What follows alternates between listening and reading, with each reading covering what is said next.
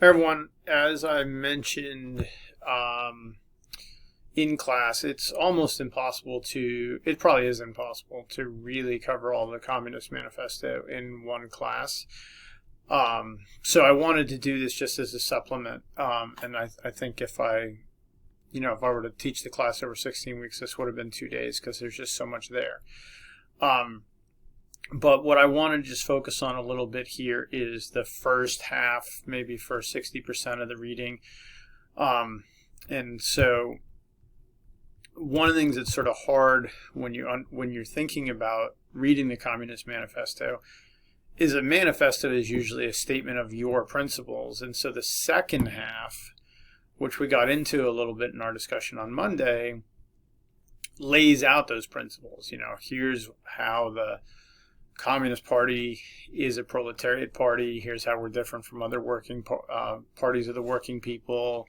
Here are our 10 central claims, etc. But what's harder to understand is everything that leads up to that, the critique of capitalism. And so there's really two halves of the reading: the critique of capitalism, then the details of the communist vision. So like I said, we're just going to focus on the first part here. So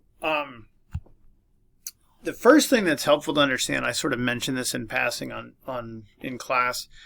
So Marx, you don't need to know this fancy name, but Marx was a dialectical materialist, which means that what he saw is like you have a force in society and then you have a counter force in society, and then they struggle and they give rise to a new force, right? So you have struggles going on in feudal times, and then there's things that cause the rise of bourgeois society and the bourgeoisie. And now you have a new set of struggles, so the conflict between the bourgeoisie and the proletariat. And right, Marx is claiming that this struggle is going to lead to communism. So he's not just saying this is a class struggle, but all of history is a history of class struggles. And so it's only the newest class divide where we have the class between the bourgeoisie and the proletariat.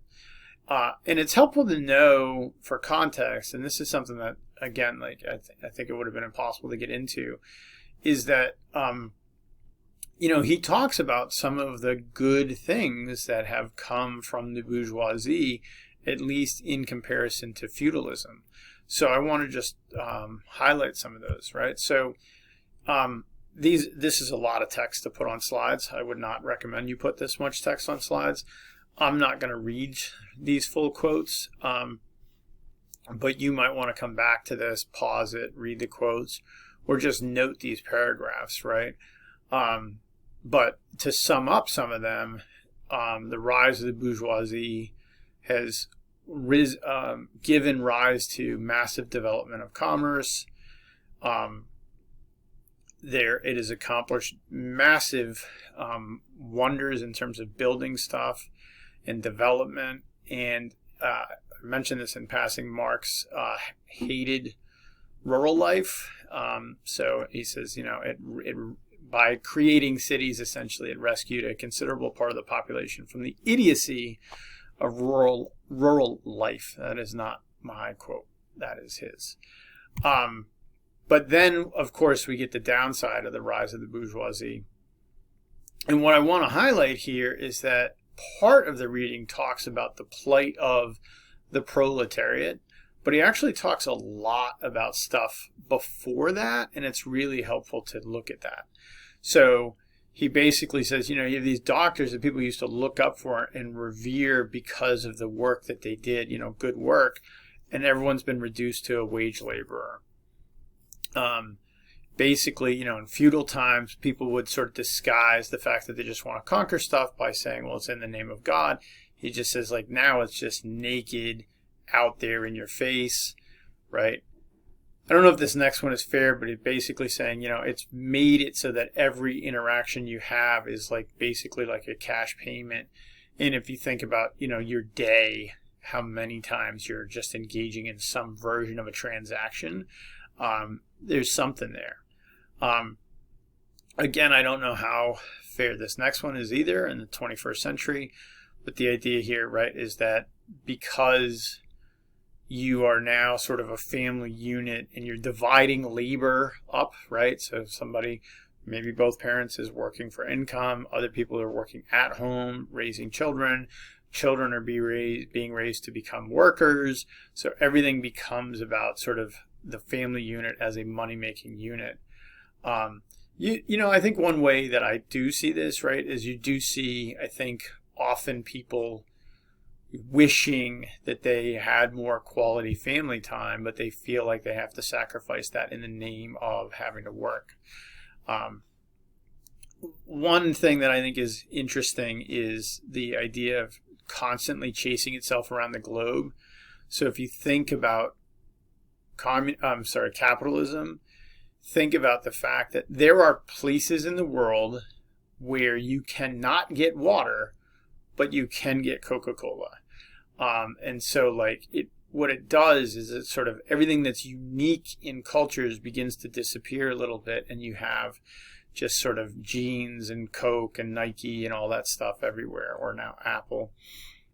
And of course the famous one of the concentration of wealth in the hands of the few, which you had in the days of the nobility and feudalism, but we have it even more in capitalism. So then he talks a little bit about how the bourgeoisie is not going to last forever, because you have all these means of production, and what that means is there's all these goods and materials and eventually weapons out there that it's hard to actually control. And if you look at the quote from paragraph 35 at the bottom, right, well, you created the working class, you've expanded them, and they are the people that can actually use all these machines and use all the weaponry. So, eventually they will turn on you, right? One thing, though, that I want to talk about is the epidemic of overproduction in paragraph 33. So this is a little bit of a hard concept to understand. We're in the almost opposite of it right now. But overproduction is when there's way too much of something, and then prices and everything goes way down, and it causes a lot of misery. All the recessions that we've had are like this. The housing bubble in 2008 is the one that you've lived through.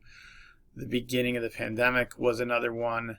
And I mentioned The End of the Grapes of Wrath, which is a book that's very anti-capitalism.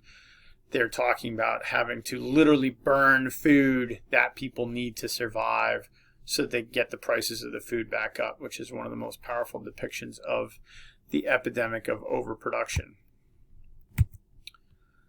So then we get into the plight of the proletariat. And I'm not going to read these, but the basic idea, right, is that they are being stomped on by the bourgeoisie. Right.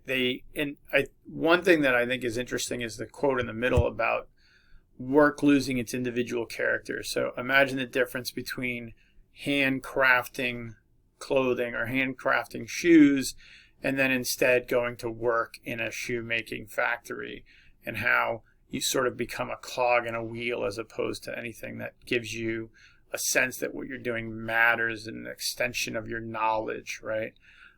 You can buy IKEA furniture rather than sit there and, somebody makes handcrafts your table, whatever. So the reason I wanted to focus on this stuff is that I think this stuff is things that are really relevant to today, because you can think a little bit about the ways in which these critiques of capitalism may still be true in our world today, which are still true, which are less true, which are even more true, etc.